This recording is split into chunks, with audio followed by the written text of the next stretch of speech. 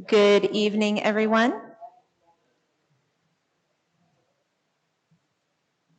Welcome to this regular meeting of the Tigard-Tualatin School Board, and I will call this meeting to order at 6:32 p.m. I did want to let everyone know that we met prior to this meeting in a work session to discuss sort of next steps and reporting on our pay-to-play fee, well, we eliminated pay-to-play fees and sort of what that looks like in terms of other barriers to access for athletics. So more on that later, perhaps. With that, Dr. Ricky Smith, are there any changes to the agenda? There are none, Chair. All right, hearing that, I would entertain a motion to approve the agenda. I move that we approve the agenda as presented. I'll second that. Motion was made by Vice Chair Jaimes and seconded by Director Weston. Is there any discussion on the motion? Hearing none, we'll move to a choral vote. All those in favor, please say aye. Aye. Any opposed? Motion passes. And with that, we will move to recognition and good news with Lisa Burton.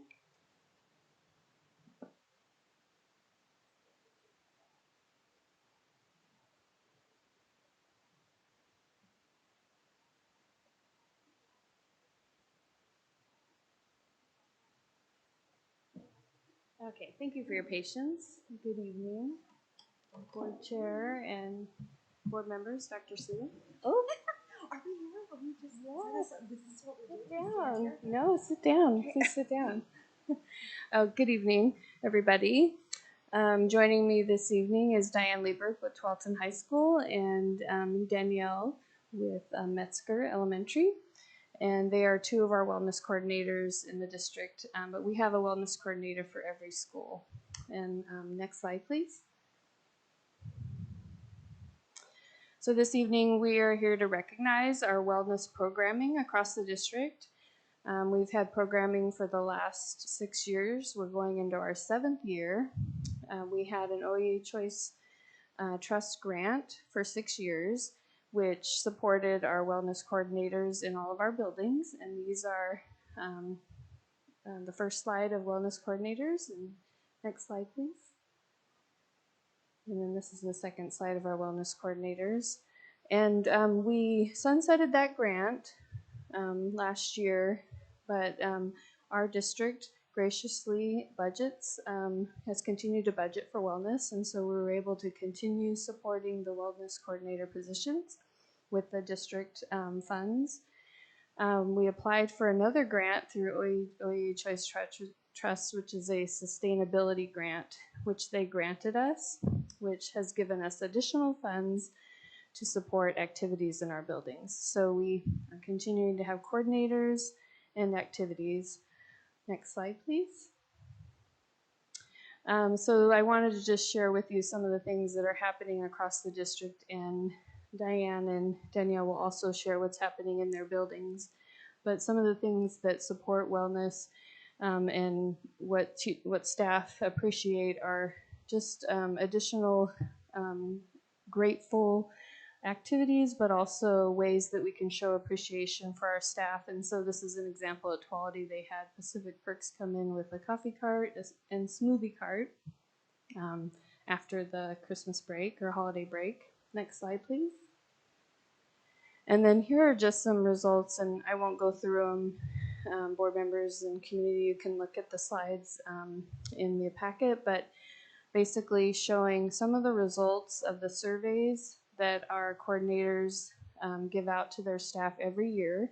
It's a requirement of the of our agreement with OEA Choice Trust that they will survey their staff to determine what their needs are. And as you will see each slide, next slide,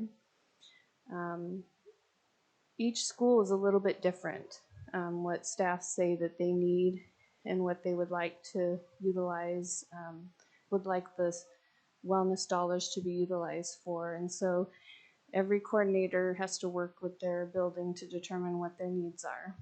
Next slide, please.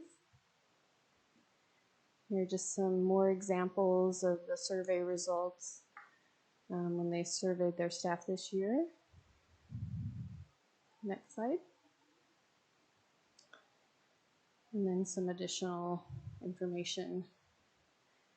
But our coordinators are very creative, and they are working with very limited funds. And so we just really appreciate all the work that they're doing all year long to support staff. And I'll let Diane and Danielle share a little bit about what's happening in their buildings.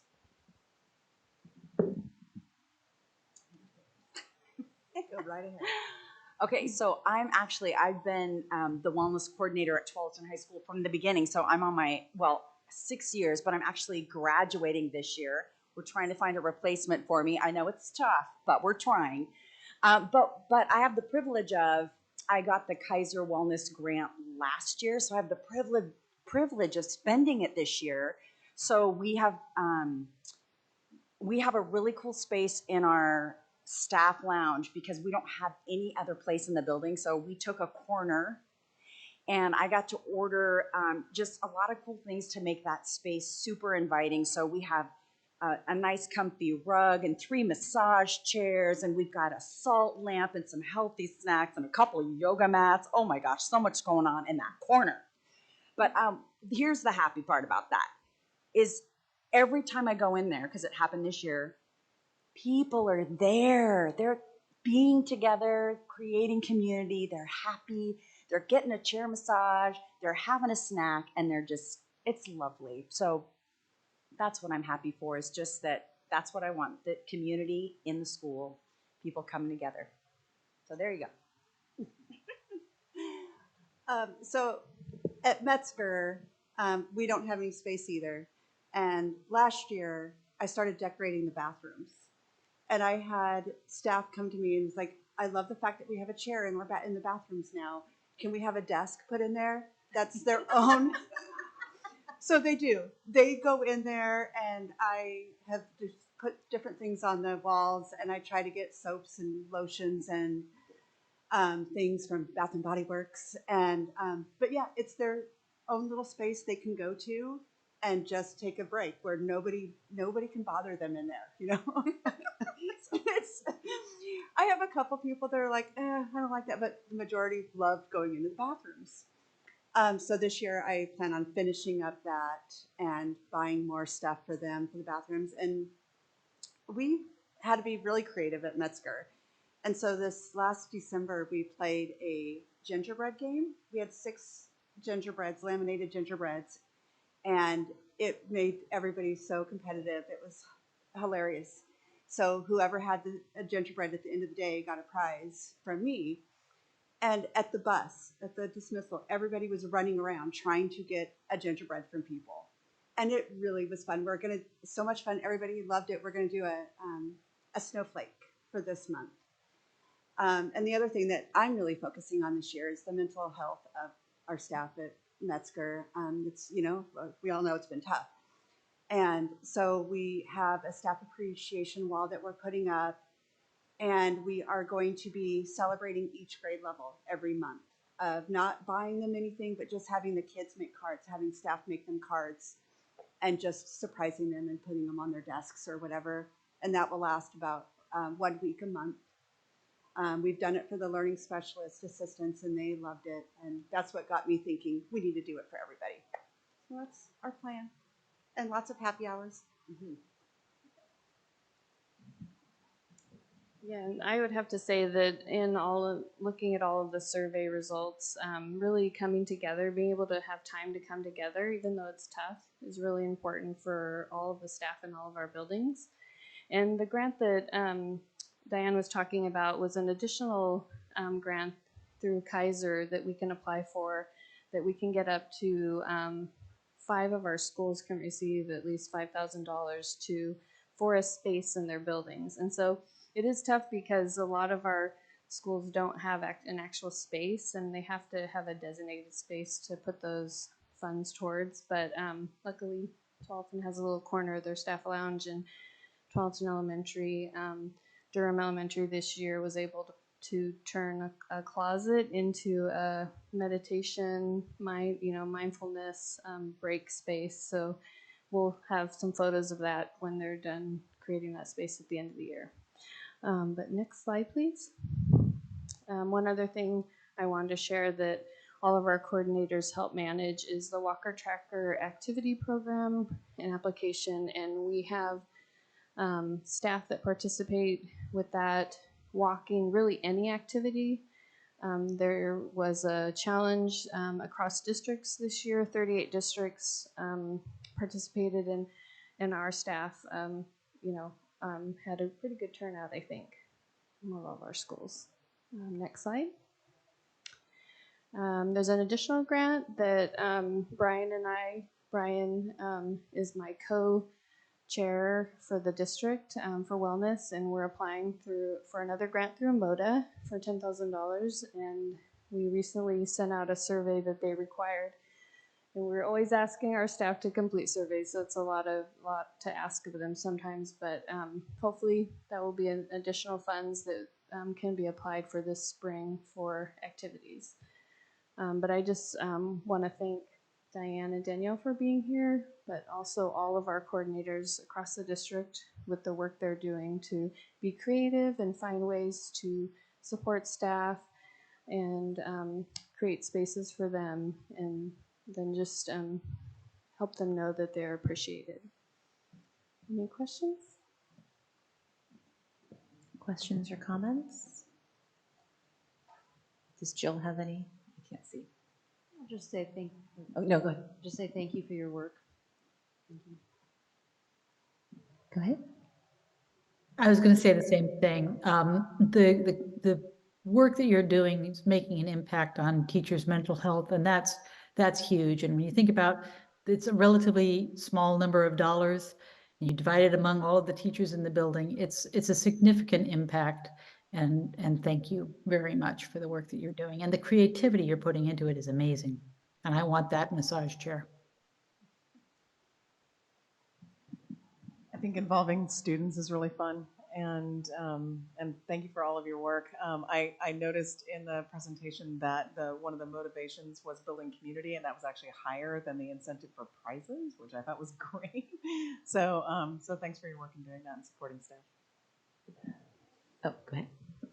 Yeah, thank you so much for everything that you guys do. I know that when I worked, I really appreciated the Sunshine Committee and then the Wellness Committee as well. So it does make a difference when you have people connecting you, and when you have people that are kind of looking after you, and you get some prizes for doing things that you normally do. So it's great. Thank you. And I would just, it was funny, I caught the same thing of just this continued thread of connection, where in the surveys it said that, and that was more important than the incentives or prizes. And I think too, like what both of you have done is sort of creatively finding ways and spaces. And I think often as teachers, we do that for our kids and we do that in our own classroom. And so I think for teachers and staff to have someone sort of having that same, commitment to being really creative to make sure there's a space, instead of just saying like, well, there's not one, so oh well, but really taking that extra step to make those spaces, I think is really sweet. Because we've toured some schools, and there are a couple elementary schools that have those really lovely calming rooms with like the corners where you can sit and you can draw and you can listen to music. And I think I was commenting to another person on that tour, like, we need those. And I think that's exactly what you're doing. So I love all that work, and thank you so much.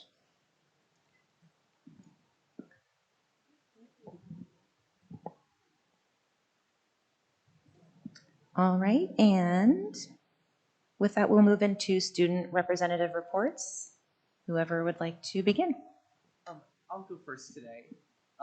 Last week, I admit it was hard on a lot of families, a lot of people in the community, with snow and just kind of logistical impacts. It completely upended last weekend and that entire week.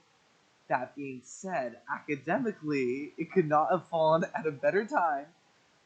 Just to kind of highlight, my government teacher's been sending us emails of like, oh, like, what are the things that we should be doing per day? And he started off with the week of like, oh, like, take this time to get ready for the final, study for the final next week. And then by the time Friday we got in, we kind of got an email from getting up. He's like, the finals canceled. So, so with finals week being next week, finals have either been completely like shortened to just unit tests, or have been completely reimagined altogether, and I am personally grateful for that.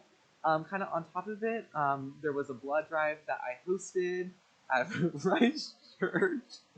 And honestly, though, it was cold, it was slick, it was wet, and we got word that it could have been gotten canceled the night before, and then waking up the next day and being actually it's going on in a different location. And our goal for the drive was 25 units, and we ended up getting 35, which is absolutely amazing. And I cannot thank the Tiger community enough for showing up in the snow to take time out of their day on such short notice to really do such a big impact to the community. Every single blood drive got canceled besides that one and then one other one in Sherwood, I think, in the state of Oregon. So it was a really good turning out in such crazy weather in times where it was so needed. And hopefully that means it increases chances of somebody in Tigard winning those Super Bowl tickets. Because if you donate, you could win Super Bowl tickets. So I look forward to figuring out who won.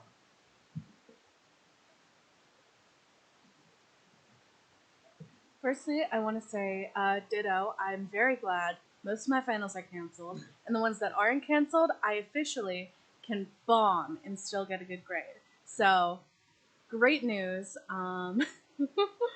As for kind of things happening in the school, don't really have a lot to report. I'm not very in the know. Mostly my bad. But JCC went with the Jewish Club at Tigard, as well as one from Hazelbrook. We went to Beth Israel, which is the oldest synagogue in Oregon, and we had a grand old time. It was a great history lesson, and then we went out to eat, and lo and behold, middle schoolers do not have their own money, so we got a lot of people having french fries. But yeah, it was a grand old time. I'm gonna have to play the devil's advocate. I really, really need my math final to get a good grade, and I am so scared every day that my teacher is gonna cancel it. So for once in my life, I really want that final to stay there. But otherwise, the week was nice for catching up. I got a lot of work done, and still IA season, which I've said the last 7 board meetings. It seems like it is still IA season. But we're very close to being done, and I got a lot of work done. So I think that was good, and I know a lot of my peers would agree. And I'm going to think of some school updates. On the ASB front, Tualatin this year, we decided to cancel our winter formal and do a spring fling in March. Early March, kind of springing into fling is what it's coined. And so kind of fun leisurely wear or some spring dresses or anything like that. I think it's a new thing that Tualatin, we've never done that, but I've heard a lot of people in the community and in the school be interested in that just since it's new. It's never happened. So we're really excited for that. It does fall in a busy time. It's right around ACT testing, and it's going to be right around our ASB election time. And that's going to be a lot, but it's okay. We will get through it, and we'll have a fun time. And Tualatin also has a blood drive on February 21st that I'm running with a few people in our ASB class, so we're really excited for that, and we hope to get a lot of donors. I think a lot of people, like students, were grateful for, it's not even a break, but it's what people are calling it from the snowstorm. But I think a lot of people were able to get work done, and I know some, at least for Tigard, a lot of teachers are still holding their finals next week. So I think a lot of people are just getting ready for that. And, yeah.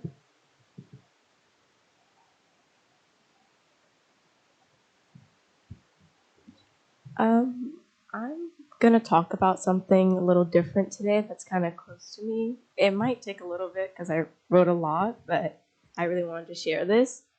So today I'm gonna talk about Palestine. It has been 107 days since October 7th, and more than 25,000 Palestinians have been killed, 12,000 of them being children. But this did not start on October 7th. It started 75 years ago when Israel first occupied Palestine. The creation of Israel was a violent process that entitled the forced expulsion of hundreds of thousands of Palestinians from their homes to establish a majority state as per the aspirations of the Zionist movement. Between 1947 and 1949, at least 750,000 Palestinians from a 1.9 million population were made refugees beyond the borders of the state. Zionist forces had taken more than 78% of the historical Palestine, ethnically cleansed and destroyed about 530 villages and cities, and killed about 15,000 Palestinians in a series of mass atrocities, including more than 70 massacres. This was known as the first Nakba, also known as catastrophe. Now we have entered the second Nakba due to the events that took place on October 7th. But October 7th was not an unprovoked attack. Hamas does not represent all of Palestinians. You cannot say you condone Hamas when Hamas was created as a resistance group. You cannot condemn Hamas and not condemn Israel for the crimes they have committed against Palestinians for more than 7 decades. October 7th does not justify the relentless bombing of innocent civilians, half of which are children. Israel has completely cut off Gaza off from the rest of the world, more so than before. They have cut the water supply as well as the electricity supply. Currently, Gaza has no more hospitals. Imagine that. They are being constantly bombed, but have no way to help themselves since Israel has destroyed all 36 hospitals in Gaza. How is that defense? How can you say that Israel has the right to defend itself?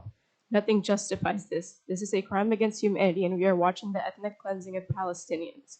On January 7th, Israel announced that it had successfully destroyed the fighting force of Hamas in northern Gaza, meaning that they have successfully cleansed Palestinians from the area. Multiple videos have arisen showcasing the damage Israel has done. It was a ghost town. Every building was destroyed, not a soul in sight. This is what our tax dollars are funding. Biden and many other U.S. officials have shown their unwavering support for Israel, including Biden saying that as long as, Biden saying that the only way that this will be over is if Hamas is fully gone. And as well as the U.S. Secretary of State, who said, you may be strong enough on your own to defend yourself, but as long as America exists, you will never have to. We will always be there by your side. Every year, the U.S. writes a check for $3.8 billion, funding the Israeli violence against Palestinians. They provide Israelis with free healthcare and have given them resources, allowing them to have one of the best militaries in the world, while many Americans do not have the chance to have any type of healthcare. But when Yemen tries to help Palestinians, the US and the UK begin bombing them. It's hypocrisy. Our leaders have failed us, and the only way that change can happen is that if we use our voices by signing petitions, asking for a ceasefire, writing to your elected representatives, and supporting political campaigns that promote peace and justice in the region. Because one Holocaust does not justify another. This is not political, it's genocide. Saying free Palestine is not anti-Semitic.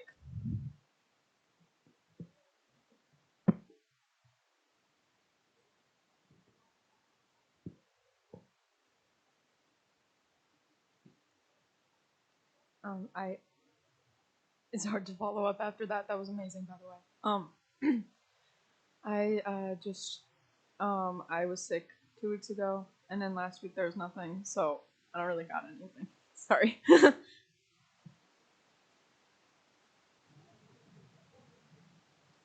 All right, Dr. Ricky Smith. Thank you, Chair. Tonight I just want to take a moment to highlight the exceptional work of district staff that make TTSD the caring community that it is. And so I want to first start with my thanks to staff that helped the Tigard High School Stadium water leak and got it cleaned up. Armando Islas, Jose Martinez, Ruben Ocampo, and Jesus Gonzalez. And then staff that opened up our buildings for the weekend athletic practices and community use. Armando Islas, Jose Martinez, Jesus Gonzalez, Jacqueline Arroyo, Damian Madrigal, Josh Baker, Blake Gelman, Todd Winter, Jose Rivero, Saul Ikuya, and Adatukumbo Akadara. And then operations staff. A huge thank you to Nat Klein-Smith, who got water back to Hibbard today. Our district plumber, Matt Younger, district HVAC, Paul Ellis, district grounds lead, Kevin Montague, our district facilities manager, Jarvis Gomez, operations administrator, Director Susan Bernard, director of technology, and Tigard. Staff helped shovel and break up the ice so students, staff, and community could safely access the building.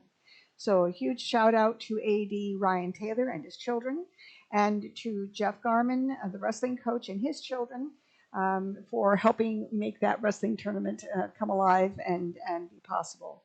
And then district custodial and operations staff, to the foundation's executive director, Margie Green, who helped with a fire sprinkler head that ruptured at Tigard High School yesterday. And a very special thank you to Tualatin Valley Fire and Rescue Station, Fire Station number 51. They responded to and were able to shut off the water at the THS fire sprinkler break in the old cafeteria, and spent well over several hours there to help TTSD get water stopped and the building secured on Sunday. So our thanks to our first responders. Second, I also want to recognize our nutritional services manager, Kim Luang, who earlier this month spoke about access to school meals before the Oregon House Education Committee during the January legislative days. She shared her own personal story and the stories of so many students and families at TTSD. She spoke about the importance of removing barriers to school meals and gave examples of what was possible during the pandemic, but is not possible now. As Kim shared her story and examples of what TTSD students and families are experiencing, you could hear a pin drop in that room. The impact of her moving testimony had the members of the committee was clearly evident. Many thanks and a huge shout out to Kim for her leadership and continued advocacy in helping more students and families access our school meals. And then regarding impacts to instruction due to the inclement weather, today ODE announced consideration of instructional time waivers in light of the significant impacts of last week's storms on districts. In conversation with ODE staff yesterday, I highlighted the need to preserve our teacher planning days, as well as a schedule that is predictable for parents for the remainder of the year, including summer vacation dates. A final decision regarding the total waiver hours allowed is expected in the next several weeks. And you've already heard the good news about finals. Just to share with the students, when we were first into the thick of this, I talked with Director Fields, who reached out to your principals and the teacher leads and began the conversation about how to help you with your finals. So I'm pleased to hear that has occurred. And Olivia, I know that you're going to do just fine on your math final. Thank you.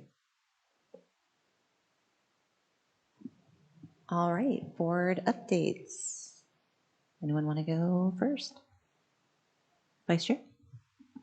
I don't have any updates per se, but I did want to say thank you to all the staff and the people that help. I echo Dr. Suriki Smith's sentiments of just making sure that everything was safe and that the buildings were kept up, and we were able to get to basketball and to all the other things that we needed to during in cheer competition and all those things, right?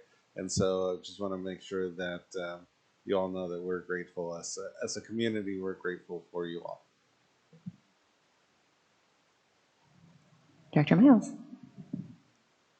As a parent, I am thrilled that school is back in this week, and I definitely thought about families over the last week and hope that everybody was safe. Was glad that the district made the calls that it did to keep everybody safe.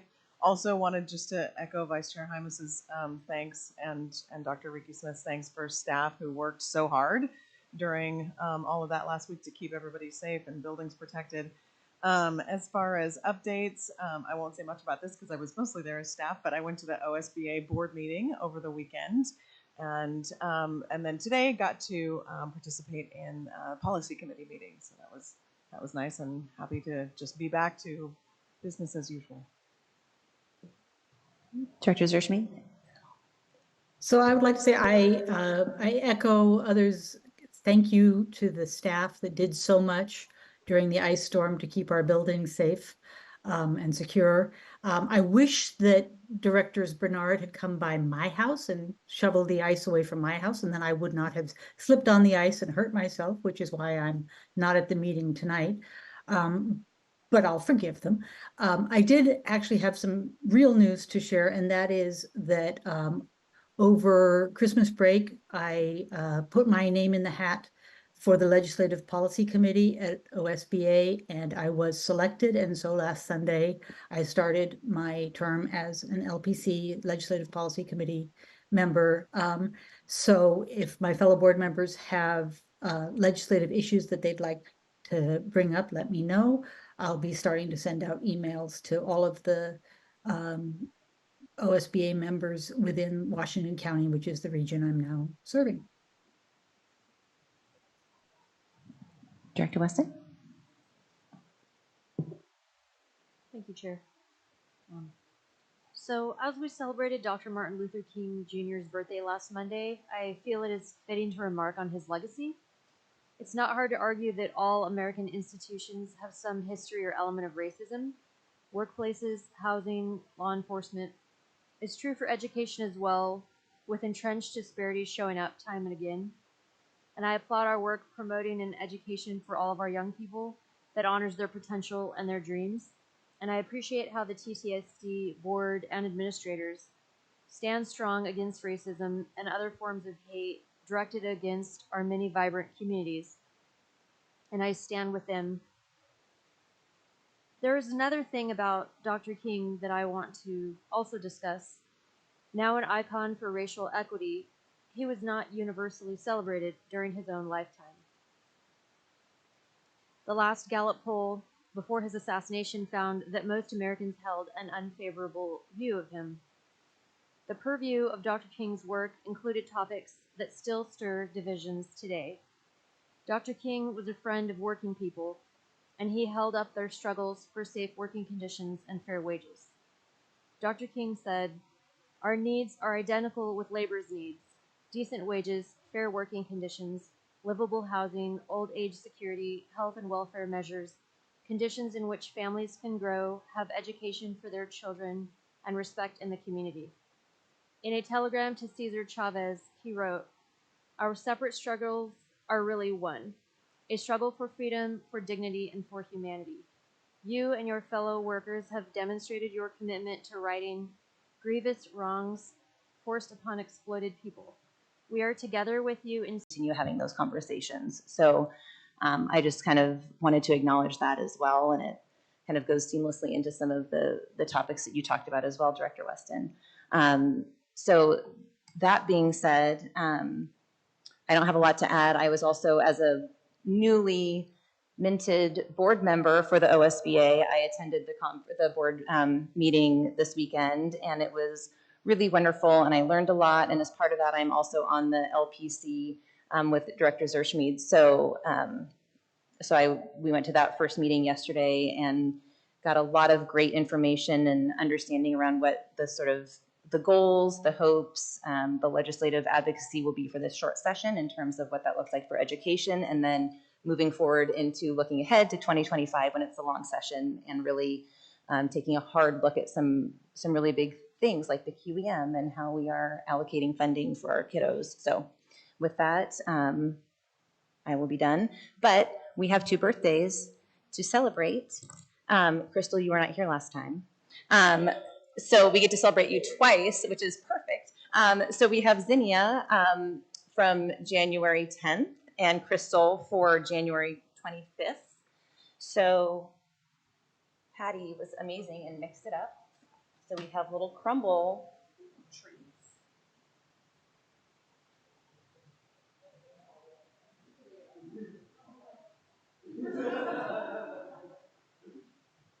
Well, thank you. I thought I got out of this.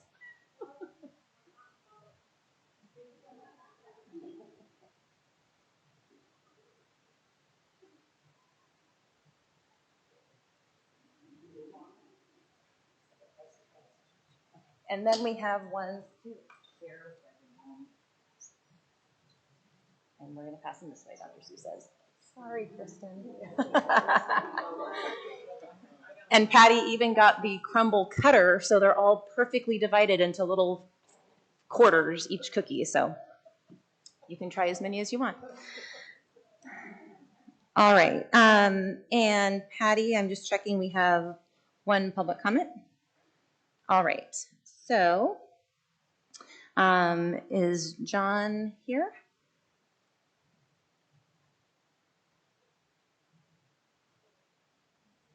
Okay.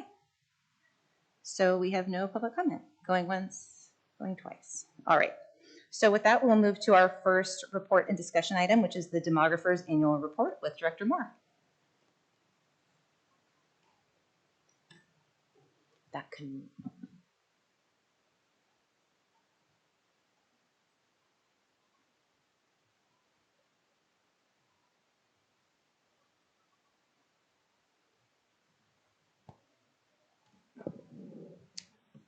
Good evening, Chair Irvin and directors of the board. This evening, I'd like to introduce Charles Reinerson from the district's demographer, Flow Analytics, and he's here to provide some highlights from the newly published demographers report and updated 10-year enrollment forecast for the district. So I'll turn it over to Charles.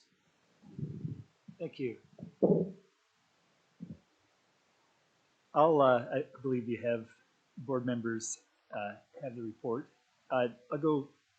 We can talk about anything in the report when we're done, but I'll go straight to the figures and just cover a couple of highlights. Figure 4, population by age group. This isn't new, it's 2020 census, but it's the best we have.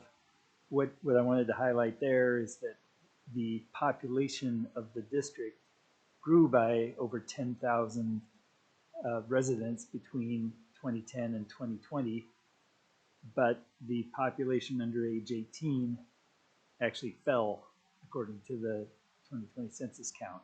And I'm pretty sure, given the age cohorts, that trend has continued since 2020, because there'll be fewer births each year than children turning 18.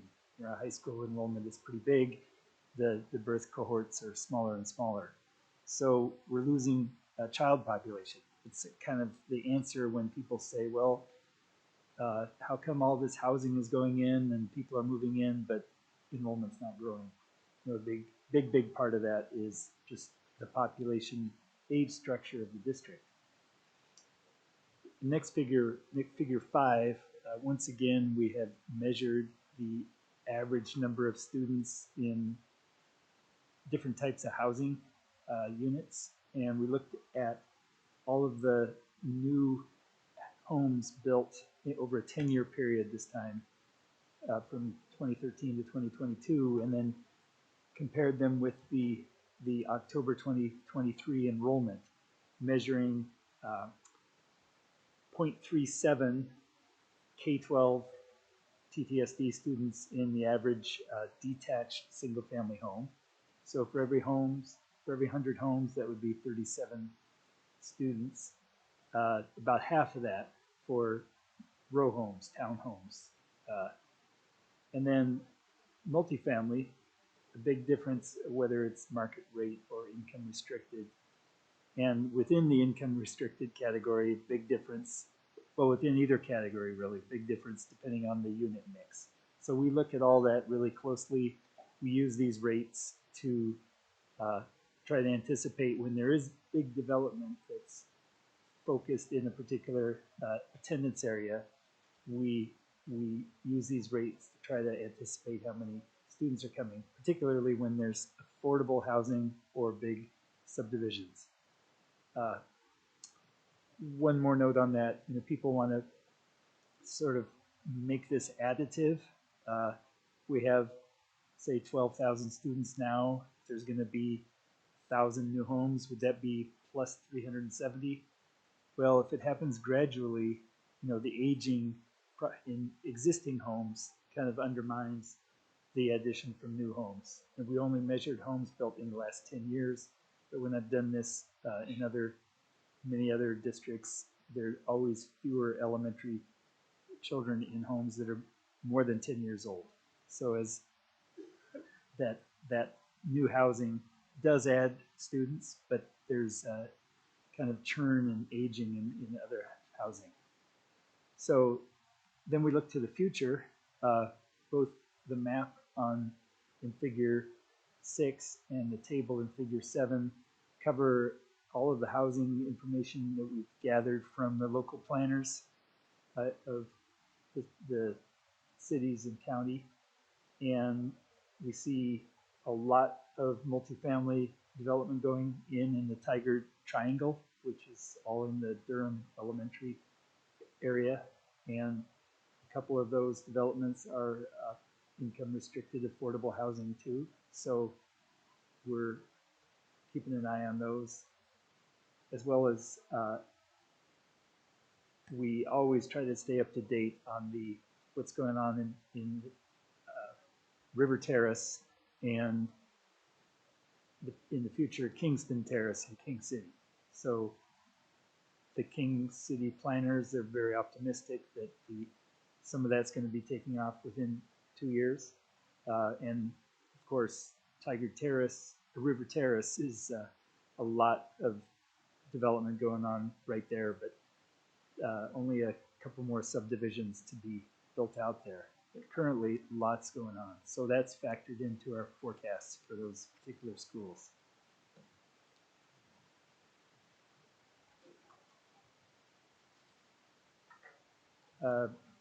Moving on to figure 14, births and kindergarten enrollment. Always one of the most important pillars of the forecast, and the biggest reason why we don't expect enrollment to grow in spite of all that new housing. The top row showing births already, the births that occurred between September 2017 and August 2018, if nobody moved in or out of the district after having their child,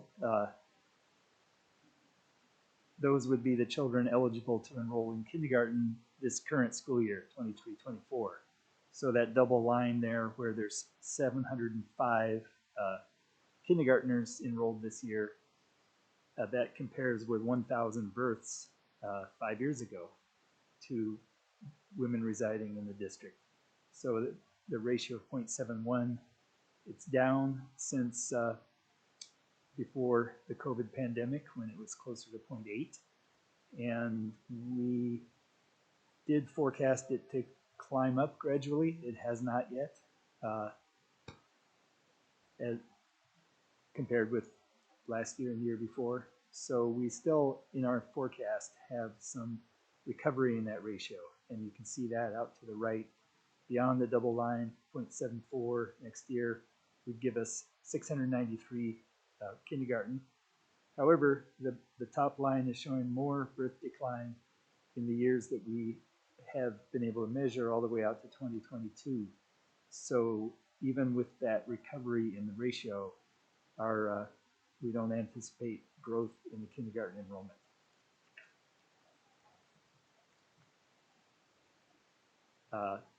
However, things can change. So we have a low and high scenario with lower expectations for and higher expectations for the kindergarten ratio. This is the most volatile part of doing the forecast. Figure 16, the other key input to the forecast. This is actually pretty optimistic. A look at, in spite of the fact enrollment didn't grow this year, that whole column of 2022, 23 to 2023, 24 is mostly above 1, meaning that there's cohort growth. 1.03 from second grade to third grade means there's 3% more third graders this year than there were second graders that year. So that indicates people are moving in to the district. And we've continued those out in the forecast with the expectation that all that new housing will actually bring positive net migration into the district.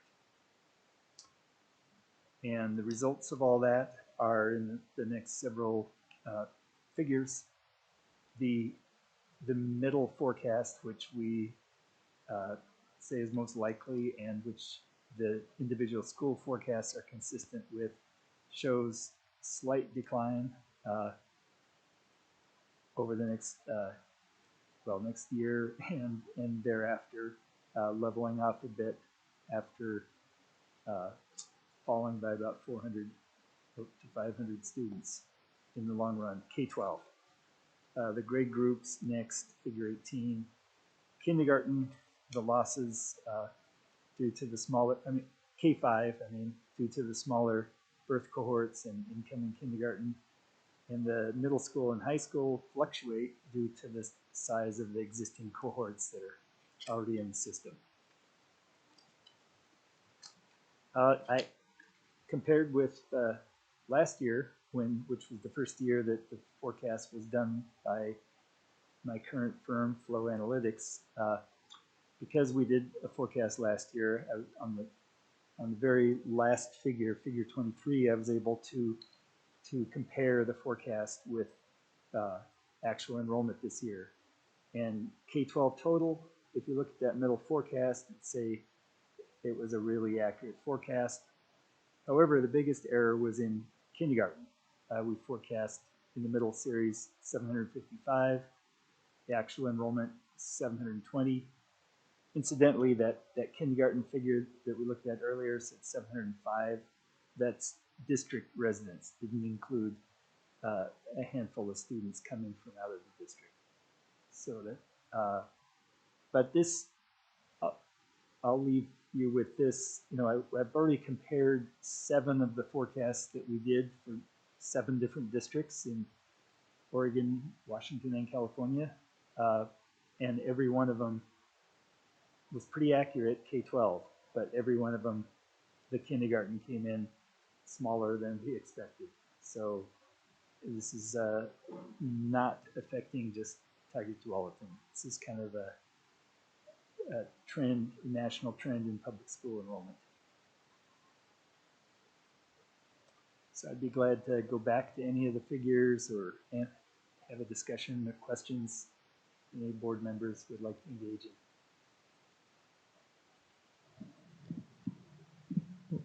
Does anyone have something at the moment? While we ponder all that information, it's helpful for you, and I know this has been said before, but this time it really sunk in terms of, I think we can look at declining numbers, and I think since COVID, the conversation has always been people leaving. And so it was helpful for you to really point out the ratio is increasing, the people involved in that ratio is declining because of birth rate. And it doesn't necessarily help in terms of, you know, maybe not the lack of growth, but I think is the bigger contextual picture is it's not necessarily that people are leaving, it's just smaller numbers. And so that was helpful just to kind of see in a really concrete way. So I appreciate that. And also to know that these are trends that you're seeing across multiple states as well, I think was helpful. I'm a processor, so I don't have questions. Director Zershmi, do you have a question? I do. I want to start off by saying, Charles, thank you. I've said it before, this is one of my favorite presentations of the year. I love getting into the data on this, and it is extraordinarily informative. I appreciate that information about the birth rates and why we're not seeing the kids that we would have expected to have seen.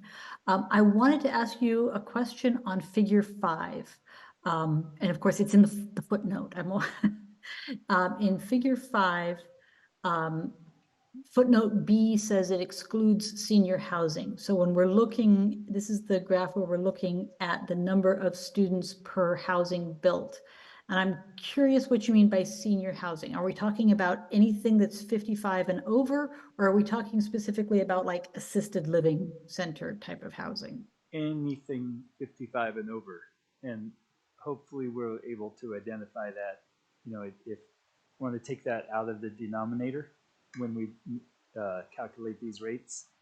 So, of course, people 55 and over can live in any kind of housing, right, including me. So,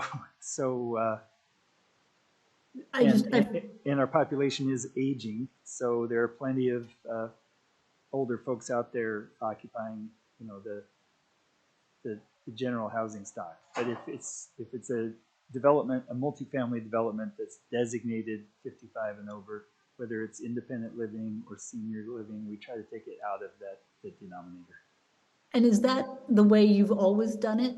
That you Yes. Take them out of it? Yeah. Because I always assumed the reason why the number was so low was because, well, we have so many in King City who are in over 55 communities and they can't have children. So of course we don't have kids there, but you're saying you would, as those were built, you would have taken them out of the equation. Right. And that's not a factor, which is a bit of a surprise to me. Well, maybe one of the reasons it's so low is A, there's a lot of one-bedroom apartments in each development, and B, this is new housing, just built in the last 10 years, which we use to model future new housing.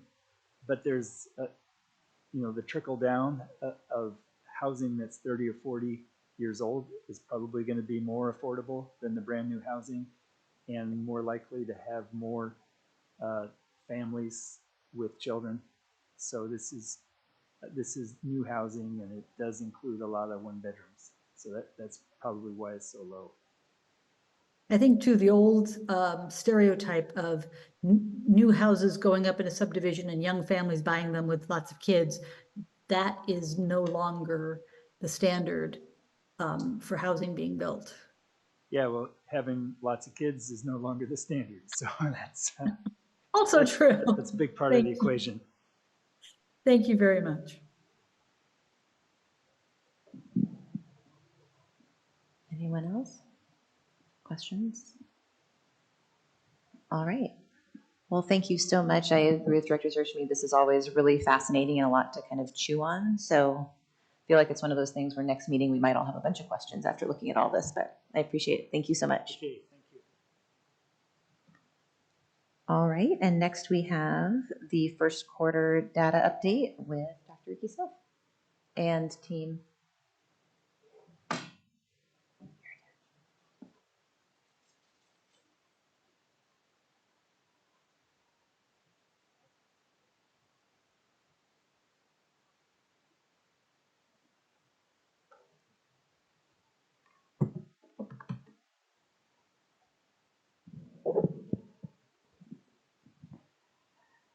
Good evening, Chair and Board. This evening, I present to you the Q1 data relative to fall academic data, assessment data, as well as attendance and discipline. On the heels of in 2 weeks, I will present to you, or our first board meeting in February, I'll present to you also the winter data. So given the work that we've been doing in the fall, this report is a bit late. But the upside is that you'll have comparisons fairly quickly over the next 2 months as to the concept around student growth. Next slide, please. And again, as a reminder to the board, this data is to be considered as part of Standard 1 and Standard 5 in terms of the superintendent's evaluation for the year. Next slide, please. As the board knows, during the pandemic, we set a goal of 5% growth in math and language arts overall for all students, K-8, as well as 8% for historically underserved. The reason for the 8% is that John Hattie, as a researcher, has made very clear that whatever you do for the overall population to help close gaps, for historically underserved, you need to do at least 1.5 times, see 1.5 times the growth. And so the differential between the 5 and the 8%. So at kindergarten to 8th grade, we have iReady Math and iReady Literacy, as well as Acadians. And then 9th through 12th grade, our 5 and 8% are based on the number of students who are 9th grade on track, credit attainment, and then graduation. And today, the state released embargoed information. Tomorrow, Paul will have an opportunity to join ODE staff to go through the data files, and then the board will receive its embargoed packet relative to the graduation rates for 2023. It is always 1 year behind. And then we will give you a full report at the first February meeting relative to graduation and then the winter results. Next slide, please. All right, Paul. Hello all, it's good to be in front of you again with our data. I do want to share with you that this table kind of represents our goals for each of our schools, as well as our district overall regarding our iReady math and literacy. I do want to note that there are asterisks next to a couple of our schools because those are our TWE schools, and iReady utilizes both an English language arts and a Spanish language arts assessment, and we use both. And for those schools, we create the goal based on students that are proficient in English, proficient in reading in one or both. So we're looking to make sure that our students are able to read in at least one language at our TWE schools. And so that's why there are asterisks there, as well as the fact that iReady did an analysis of their benchmarks from last year and have changed those benchmarks a little bit.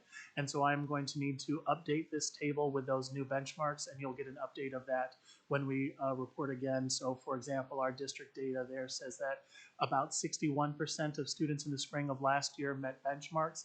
That may drop about 0.5% or something like that with the new benchmarks. And I'll be able to show that when we get to a little bit of our iReady data here in a second.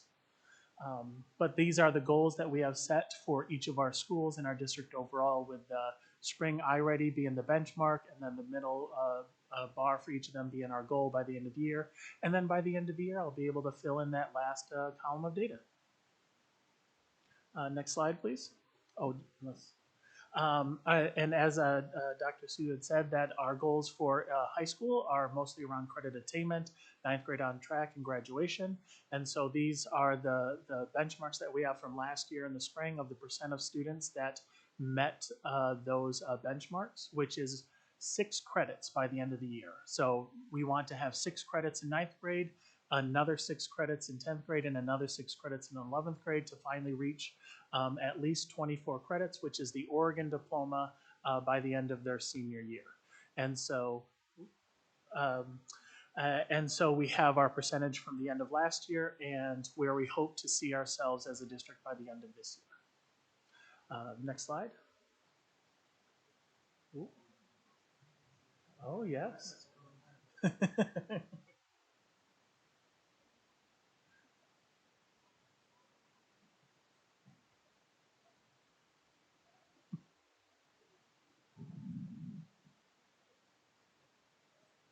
Thank you. I was concerned that my vision was gone.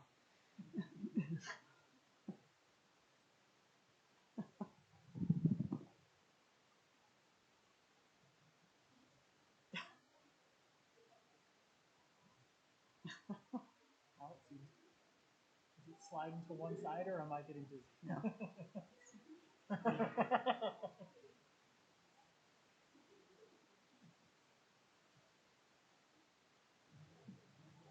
Oh. Thank you. If everything is going well, we can move on to the next slide.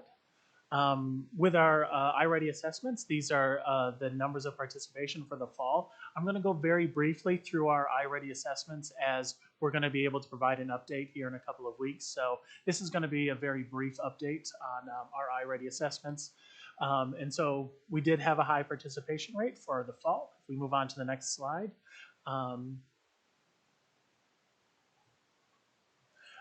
These are the data for iReady in the fall of this year. And so if you look at the column that says fall, for most grade levels and most populations, you'll see a slight increase of this year compared to the previous year. The one data point that for grade level that does have me slightly concerned is around kindergarten, as we do see that dropped in all of, you'll see that same trend in kindergarten across most of the assessments we gave this fall. But for the most part, when it comes to our assessments, we are seeing a slight uptick for our students, which means that a greater percentage of students are meeting grade level benchmarks in these assessments than had been done previously. And of course, iReady is one of those assessments where they have an end of year benchmark. So you start low in the fall and you climb slowly to get to where you need to get to by the end of the year. And starting out the year higher than you did last year means it's a slightly easier slope to get to where you need to go by the end of the year. Next slide. Acadience, on the other hand, is a benchmark at every single assessment which means that if fall this year compared to fall of last year is the number of kids that are on grade level at that time of year. And so there is no climb to get to the end of the year. And so you just compare the assessment from one year to the next. And so we do see the same increase across our grade levels and for most of our populations. Moving on to the next slide. This is the first time in which I'll be able to share with you the Spanish iReady assessment, where we went from one assessment to iReady last year, so we can see how we did last year compared to this year. I'm not going to get too much into this other than this is going to become a major part of our report every quarter, and so I'll be able to report more on it as we start seeing trends after the next assessment is finished for winter. Moving on to the next slide. Moving on to math, we did have, again, another high participation rate. Next slide. And this is, again, where we see that we are starting this year a little bit higher than we started previous years, which is always good, where we are able to see that the slope for getting to where we need to be by the end of the year is going to be slightly easier. Again, I do want to mention that the trend in kindergarten is slightly lower, so that is something that we are keeping an eye on. So overall, what I wish to share with the board here are two things. The first is the growth that we are seeing, certainly in the language arts side now and now beginning to see in math, is a direct reflection of the hard work that our teachers do every single day.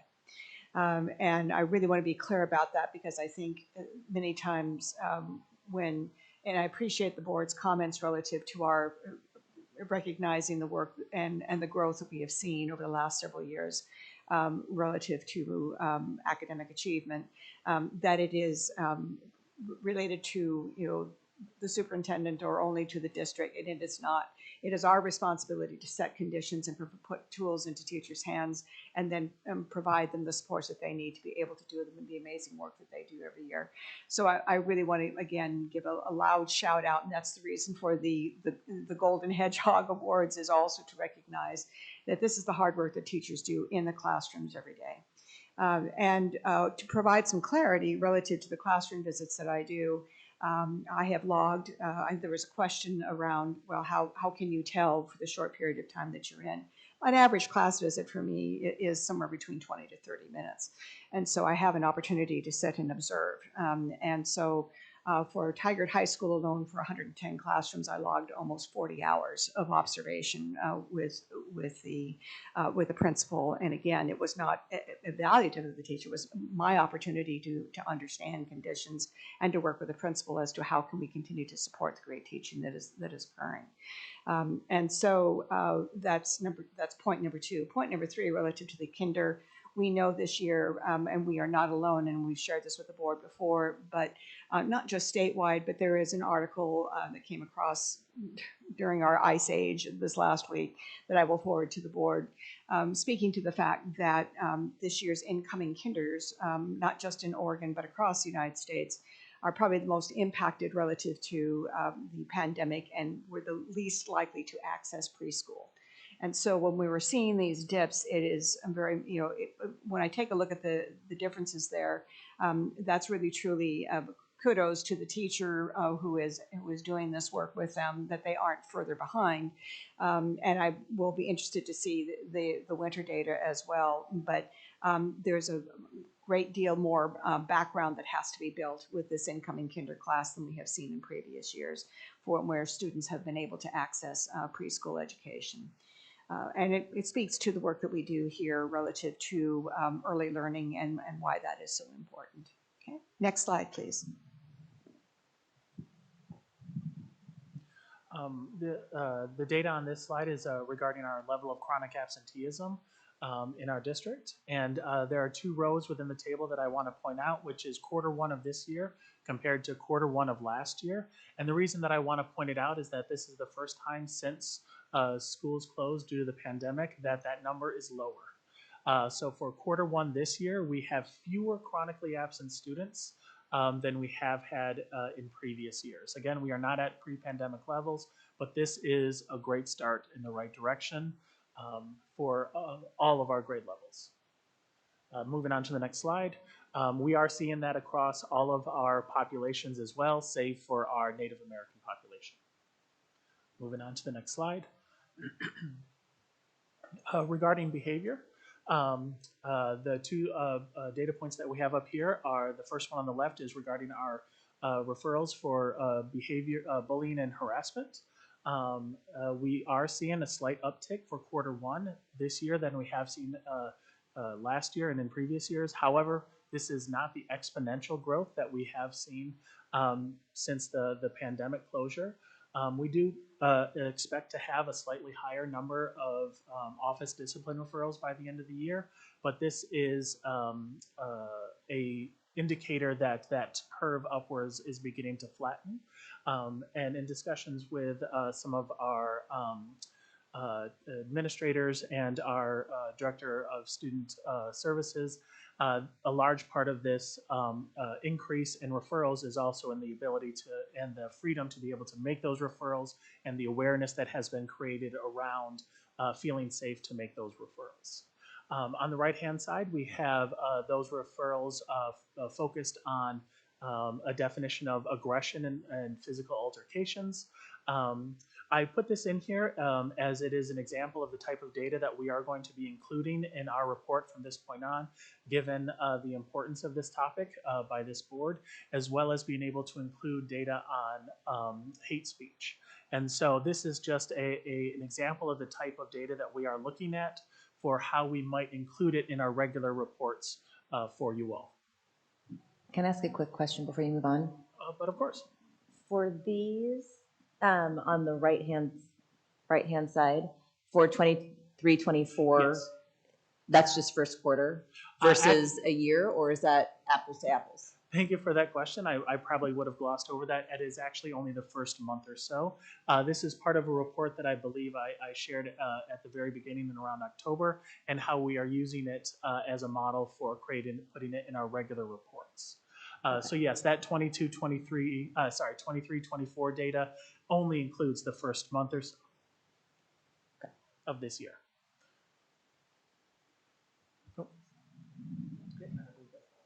And this is our last slide. So questions from the board. Thank you, Paul. Dr. Weston? Well, I am pleased to see some progress, but when I look closely at the data, the thing that comes to mind for me is the summer learning loss.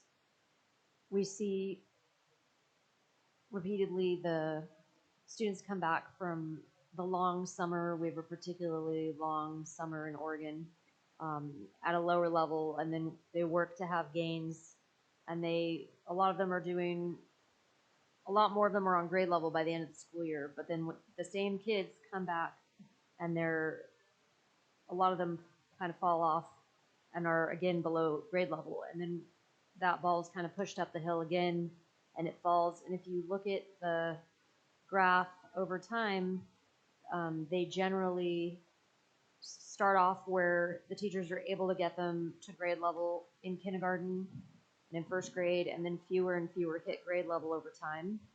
And I think that's disturbing, because it means that over time we miss our mark more and more.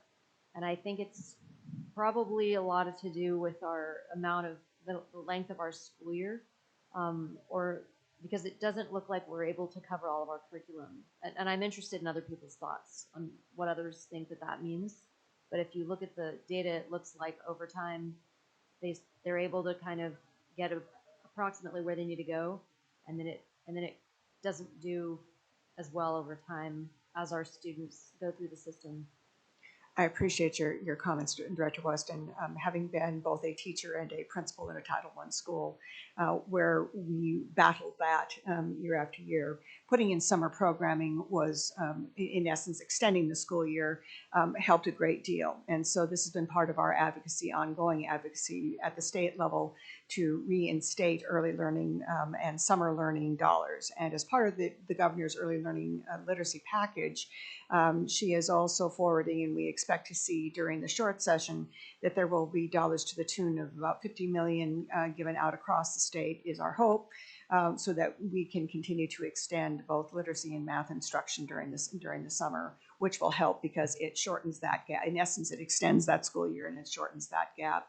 I know from my own practice work with amazing teachers at the middle school in Salem Kaiser, that when we were able to do that, we were able to mitigate that bounce, and we're able to land it up at a slightly higher level in the fall that we could then build off of and slowly close those gaps.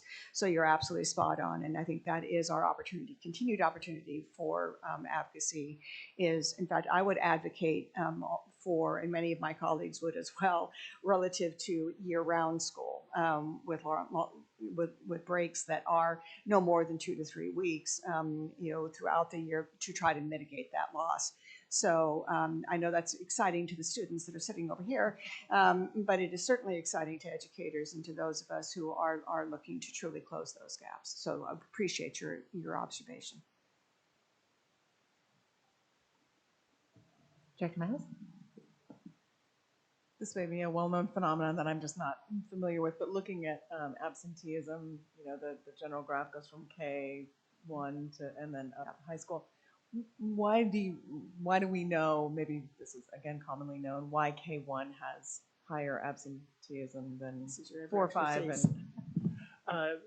So when it comes to chronic absenteeism, there are 4 main categories of reasons why. The one that occurs mostly in the earlier grades is the misunderstanding of the impact of chronic absenteeism in the early grades. That missing kindergarten or first grade, I mean, that they've got another 10, 12 years before graduation day, so therefore there is a large amount of time to be able to make that up. And so that misunderstanding is part of the reason for the earlier grades, and why there is some chronic absenteeism at the earlier grades.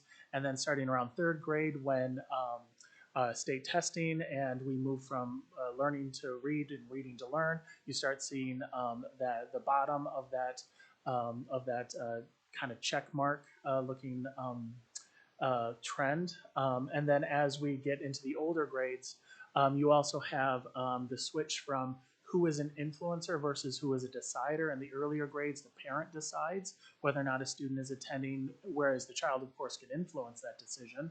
Whereas in the older grades, that kind of switches where the child in the end is making that decision versus the parent being an influencer in that decision.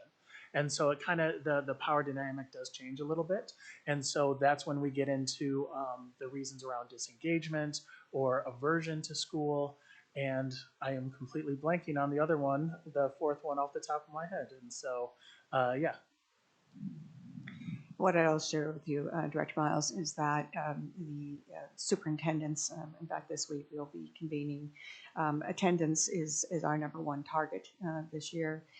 We have aligned ourselves at the state of Oregon with AASA's Lead 2025, which is taking a look at attendance. But it's not just simply attendance. It's why, what is it that we need to encourage students so that they engage within the classroom.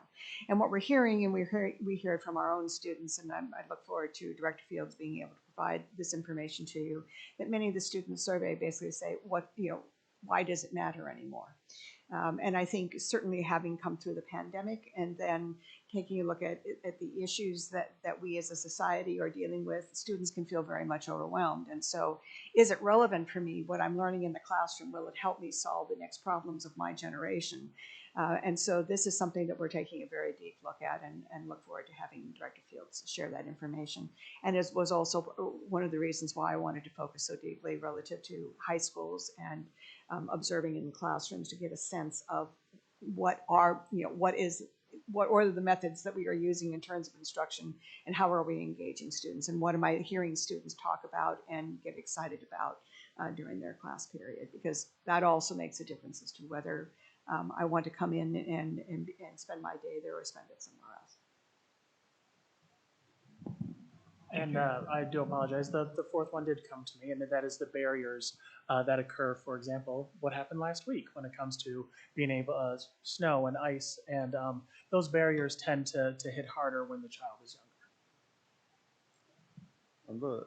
On the last slide, do you guys have those figures disaggregated by race, and also do you have any that include physical aggression?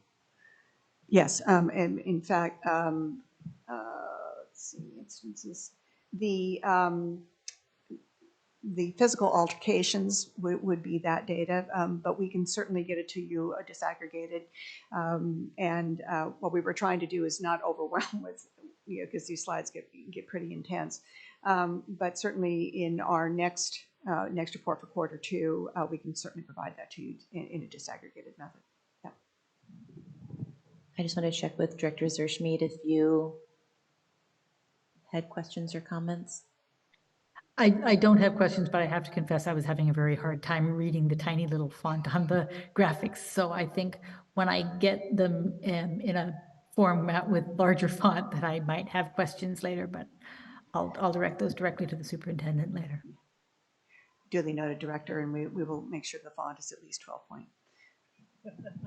My only question, and I love the questions from my colleagues, so that actually helped clarify some things, but when we're looking at not only our current kinders, but kind of knowing potentially the also impacted incoming kinders, are we, having some ongoing conversations and supports with those kinder teachers to really help, they have a bigger chunk to bite off, so to speak, in terms of getting those kids up. And so what are we doing kind of for them maybe more specifically to sort of help that?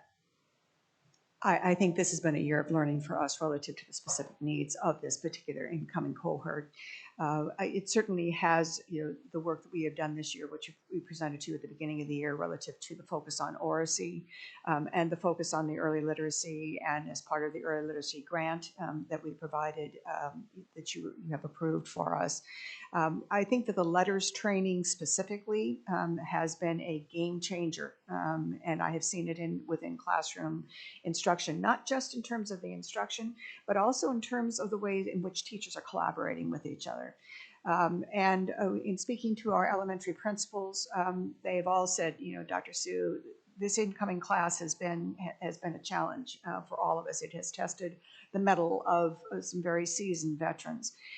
And so I think as we are thinking about the next year and where we want to take that letters training and the work that we're doing relative to oracy and engagement, starting to peel that back and take a look at this year's kinders that will now roll up into first grade, and then assume until we see otherwise that the next group is probably going to have equal challenges. And how do we need to refine the strategies that we are using to address the social emotional needs that we are seeing in these children, as well as realizing that there's a great deal of work that needs to be done. Just how do you do school? And that has been, and when you take a look at the discipline referrals at elementary, as I shared with you at the last meeting, we're seeing a dip this way, and it's because students are learning how to do school. But it has taken every ounce of effort and skill on both the administrators and certainly on the teachers' parts to get us there. But I think that the letters training has made a huge difference, and now it's just a matter of what else do we need to do to tweak within our multi-tiered systems of support relative to certainly tier 2 for a number of for that cohort. That's wonderful. Thank you. I did want to make one comment regarding the kindergarten data, saying that it is an area of concern that I'm watching. It is one of those that it is one data point that I'm looking to see if another data point confirms it. So that is what I was referring to as an area of concern. Is it is something to look at, but as of right now, it is only one data point amongst many that in a couple of weeks I'm hoping to be able to either confirm that concern or say that it is maybe students that only scored slightly below the benchmark and were able to then get above it. And so that is also another factor in that data point, is that looking to confirm that that it is actually a trend rather than a one-off. That's wonderful. Thank you. Relatively to the data for the iReady results in Spanish, is this the first year that we get this data? I don't remember it a couple of years ago or last year. So we did switch over to iReady last year, but that became our baseline because it was the first year that we gave it. And so this is the first year that we're able to see some of the comparison results between this year and last year, as well as being able to see how well our students are doing with this new assessment as compared to the iStation assessment. Sorry, it took me a second to remember the one that we switched from. It's all good. And so the results on there are for both students whose L1 is Spanish and L2 is Spanish. Is that true? Or is it just for students that are whose L1 is Spanish? It is solely for those students that are in our two-way immersion program. And it starts, we do give that assessment. We are able to give it starting in kindergarten until 6th grade. However, our program, we use it as part of our evaluation only starting in 3rd grade, considering that the first several years of elementary in TWE, it is predominantly in Spanish. Oh, I do apologize. It's the English one that we don't give as part of our evaluation for the first couple of years because the Spanish is the predominant language being taught. Right. So I apologize for that confusion. It just flipped backwards in my head. No, it's fine. Okay, so then those results are for all students in the TWE program. Yes. Okay. Thank you. Any other questions, comments? All right. Thank you so much. All right, and with that, we'll move to our first action item with Director Moore.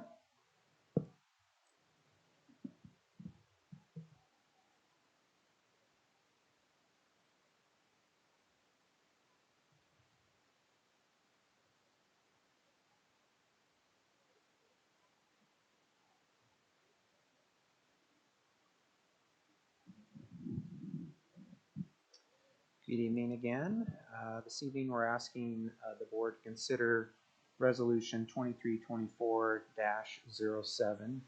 to approve findings of fact for exemption from competitive bidding for the summer 2024 condensing units replacement projects at 4 different locations: Tualatin High, Tigard High, Hazelbrook Middle School, and Deer Creek Elementary School. And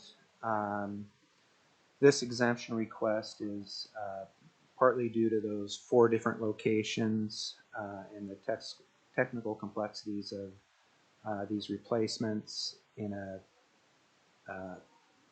limited time period over the summer when students and most of the staff are absent. Excuse me. And state law and our rules provide for this opportunity of exemption as long as we go through the process, including board approval. And in addition to the district is required to offer a public hearing and advertise that in the Daily Journal of Commerce, which we did for last Thursday, when the district was closed. So we had a little bit of a dilemma initially on how we were going to still have the hearing and meet that need. And what we did is we modified the district closure announcement that popped up when the website is opened and indicated the hearing would be held by phone. And we didn't have anybody attend by phone. And this is typical. Usually once in a while you might have somebody from the contracting community show up for the hearing, but whether you expect anybody to show up or not, you have to offer it and hold it.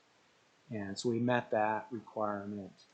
And in effect, what this resolution does is provide that exemption from competitive bidding and provide that the district can include qualifications plus the bid price and authorize the selection by a request for proposal process.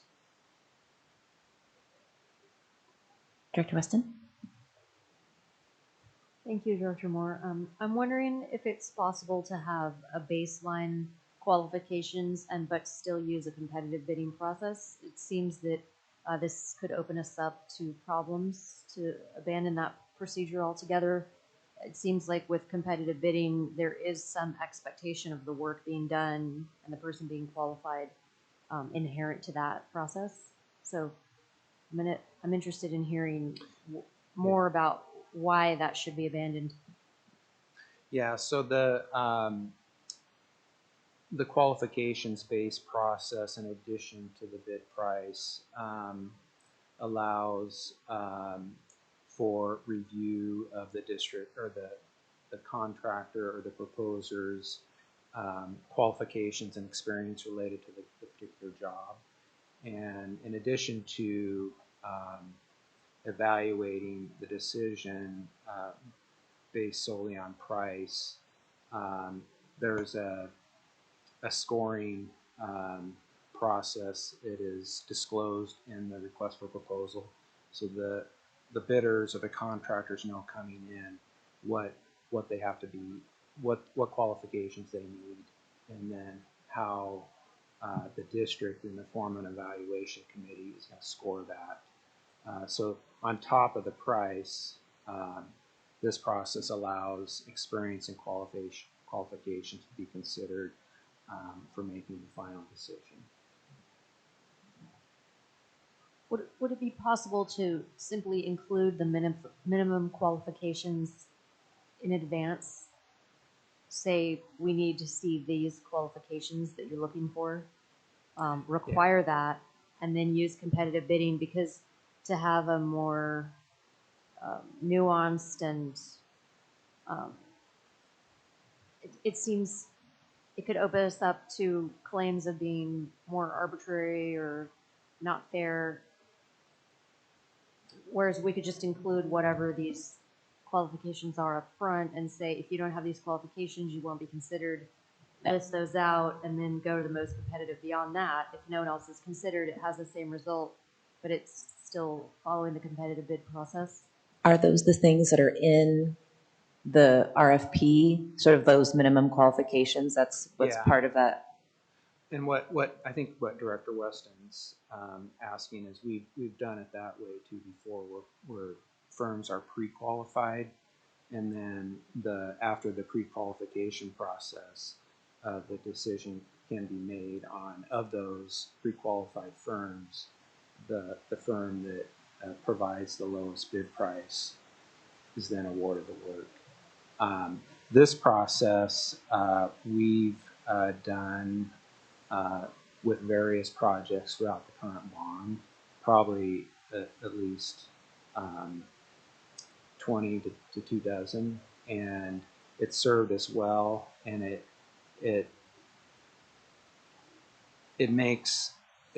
results in the contractors going the extra step to provide everything related to their qualifications and experience that they include in their proposal, and we take into account everything at the same time. In that case, the qualifications, the experience, their approach, their experience with similar K-12 jobs, in addition to price, and then when we award the work, we show how the outcome of the scoring was, both when we notify the contractors that this is who we're intending to award the contract to, subject to board approval, and then also we provide that information to the board, so you have that at your disposal to help justify the recommended decision.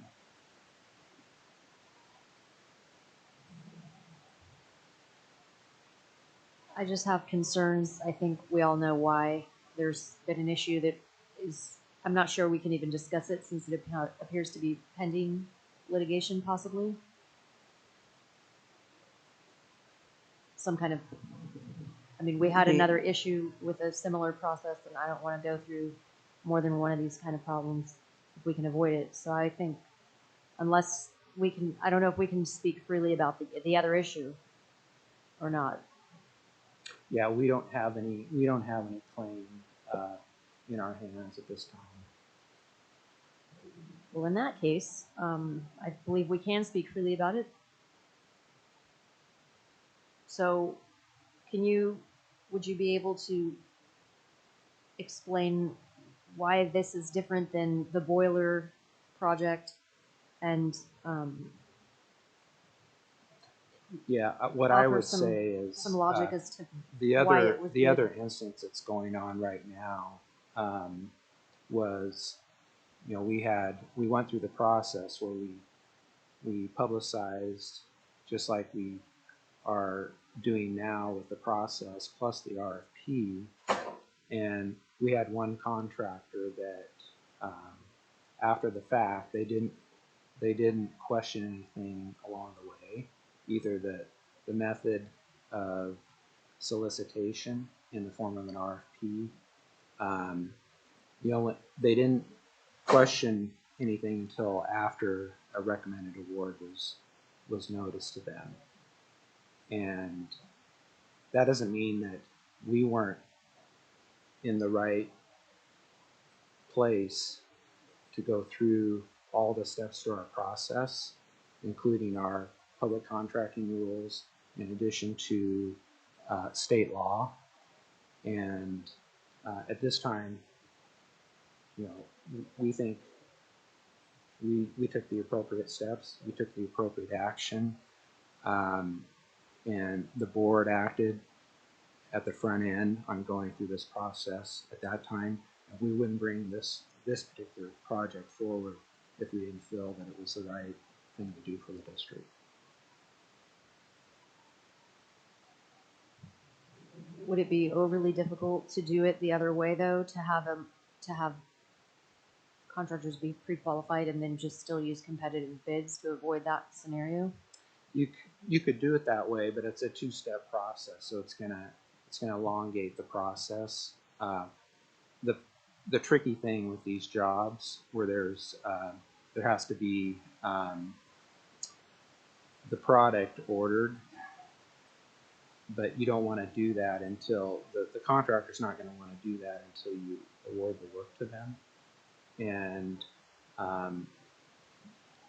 we want to make sure once kids and staff are out of the building in June that they can hit the ground running and get the work done before everyone returns in late August, early September. We're going to have a bunch of stuff submitted either way, and it has to be reviewed. Wouldn't it be possible to, I mean, if the proposed process includes qualifications and a bid, so that's a lot of work to submit. Why not have qualifications and a bid, but say we're only going to consider people with these qualifications, so people can submit it, but if they end up not being qualified, they are out of the running, and then those that remain, you can use the competitive bidding process. So it doesn't, I don't see why it would inherently have to take more time. I think, and I could be wrong, so I'll ask for clarification, because I understand, Director Weston, what you're asking too, and my understanding is it's all that information in one step versus two separate steps. So there's not different information.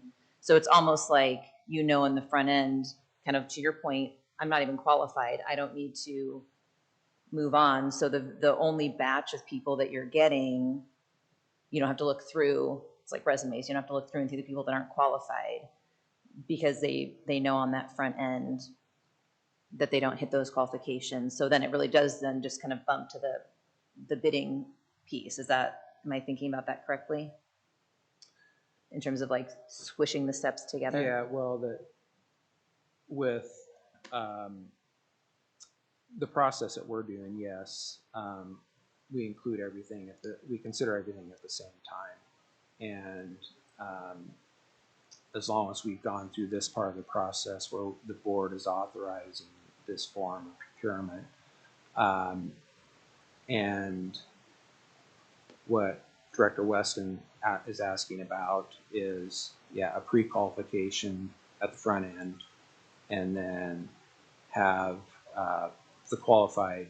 But there could be protests at that point too, because if there's firms that are excluded because we deem that they weren't qualified, then you're potentially at the same position. Yeah.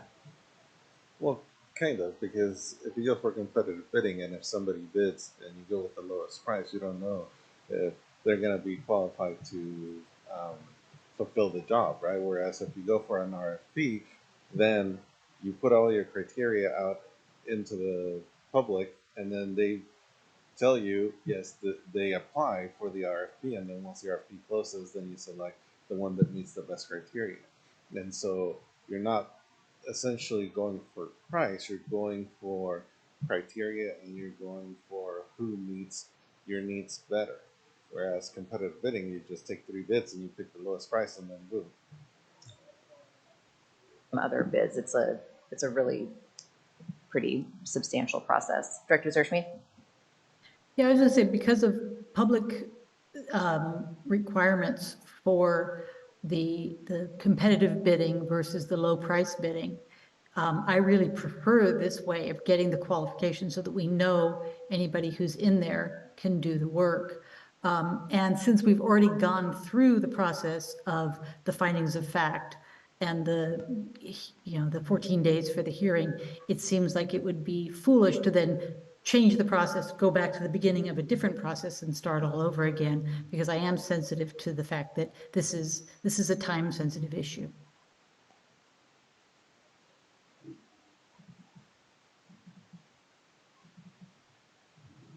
So I don't know if any of my fellow board members have any other comments they want to make, but I would move to approve Resolution 2324-07, adopting findings of fact, granting exemption from competitive bidding for the summer 2024 condensing units replacement projects by means of qualifications plus a bid, and authorizing selection by RFP.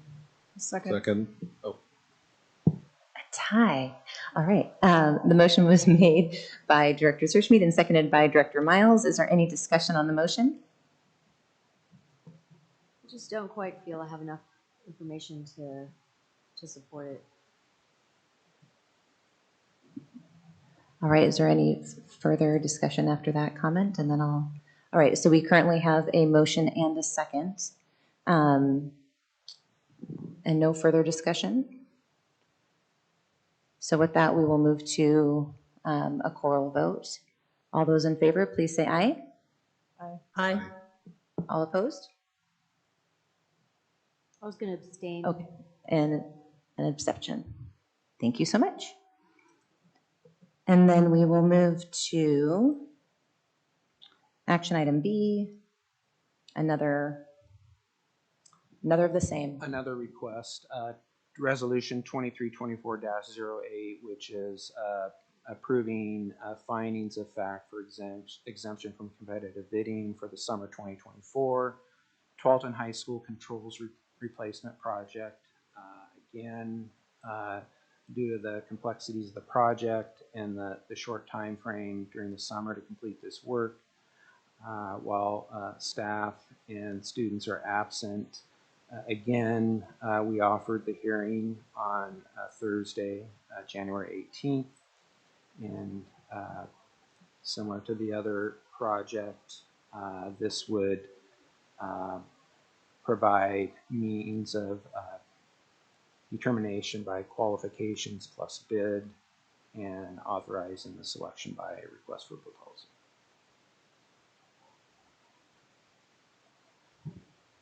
I move to approve Resolution 2324-08, adopting findings of fact, granting exemption from competitive bidding for the summer 2024 Tualatin High School Controls Replacement Project by means of qualifications plus a bid, and authorizing selection by RFP. Second.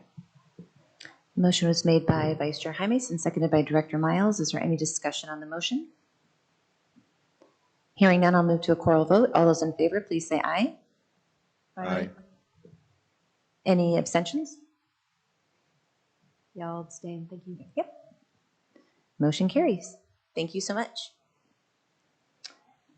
And our final action item with Director N. And Director Moore some more.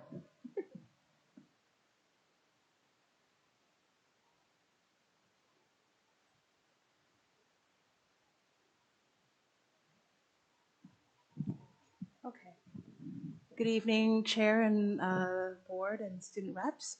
I'm here today to request approval for application for a couple of grants to the Northwest Regional Educator Network, as you know, and I've been here many a times to advocate for additional funding to expand, I think, some of the really great work that we do in our equity and inclusion department.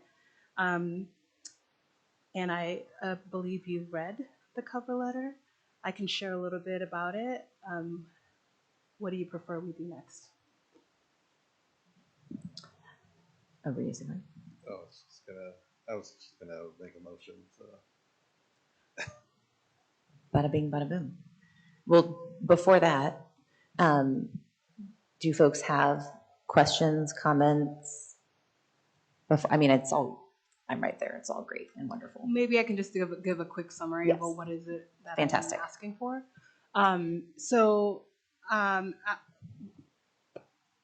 know that we have been doing a lot of work around our EASH process, and I think, you know, given some of the data that Paul Verstraete had shared around the quantitative data, a lot of my work in our department is to understand like what we call like street data, like why are the things happening the way that they're happening and how is it impacting students and communities.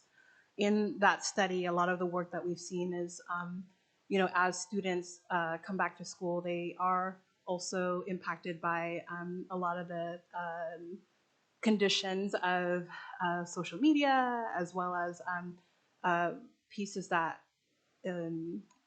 basically impact bias incidences. So a lot of the things that we do within our district is to measure bias incidences, including not just the very concrete things like hate speech, you know, like swastikas, you know, the N word, the R word, all the components. There's also the component around microaggressions. And so we see a lot of that and the impact of that.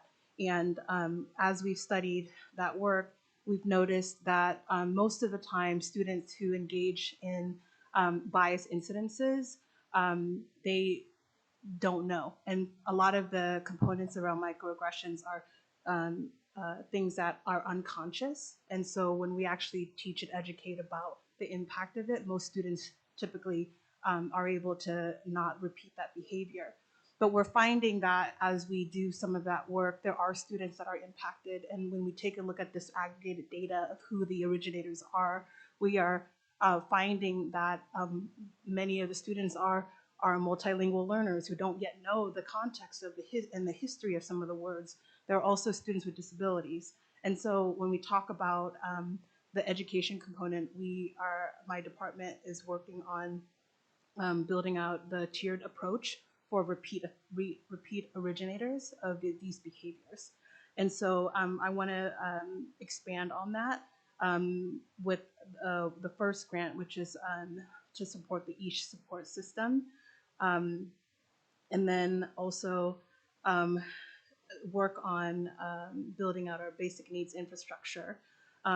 You see in the heat map, and I've reported within the board meeting, the conditions in which some of our families are experiencing, you know, our community and our society today after a lot of the social services from the American Rescue Plan, we're seeing that impact. There's an increase in food insecurity needs, there's an increase in rental assistance needs, there's an increase in mental health and social emotional needs. And so those are the components that we're trying to build and support our Tier 3 RAP services and support our family partnership advocates in their next leg of professional development, which is to help address some of the attendance issues, to understand root cause of those components through supporting our McKinney-Vento services.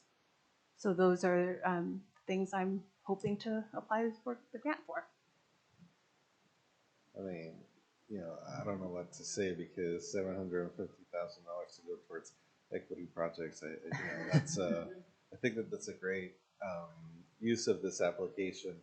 Plus, as most of you know, I'm excited to see this home visitation initiative and training supports because the main reason why I got into education was because one of my ESL at that time, or ELD now, teachers was able to go and do home visits with my family, and that's how we were able to integrate into the U.S. Education system, right? Because we had that support from that teacher.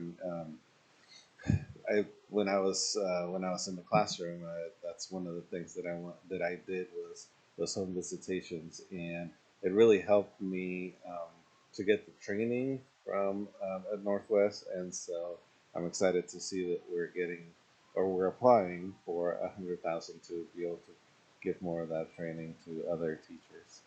I also want to make clear that even if we don't get funding, we'll do it anyway. But it's helpful, right, to have funding to support this work.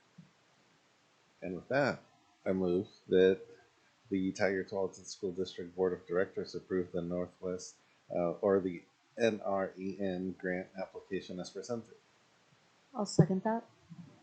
Motion was made by Vice Chair Jaimes and seconded by Director Weston. Is there any discussion on the motion? I would just like to add a comment. I wanted to say thank you, Director Anna. I really appreciate the fact that you have been pursuing all of these grants to do this work. It makes a huge difference, and I know that pursuing grants is a lot of work in and of itself, so thank you. I absolutely echo that comment for sure. So we have a motion and a second. Is there any further discussion on the motion? Hearing none, I will move to a choral vote. All those in favor, please say aye. Aye. Aye. All opposed? Motion carries unanimously. All right. Let's see. And now I will offer up our board member reflection time if anyone would like to do so. Okay, go ahead, Director Weston. Thank you. Thank you, Chair. I know we have spent considerable energy, as appropriate, on the school discipline policy, but there is something I would like to bring up for a future agenda item, and that is language instruction. Multilingualism provides vocational opportunities in our interconnected world. Oregon's top export markets are China, Canada, Japan, and Korea, in that order. Multilingualism honors cultural heritage and connections to family and promotes cultural exchange. The most common languages spoken in Washington County, aside from English, are Spanish, Vietnamese, Chinese, and Korean, in that order.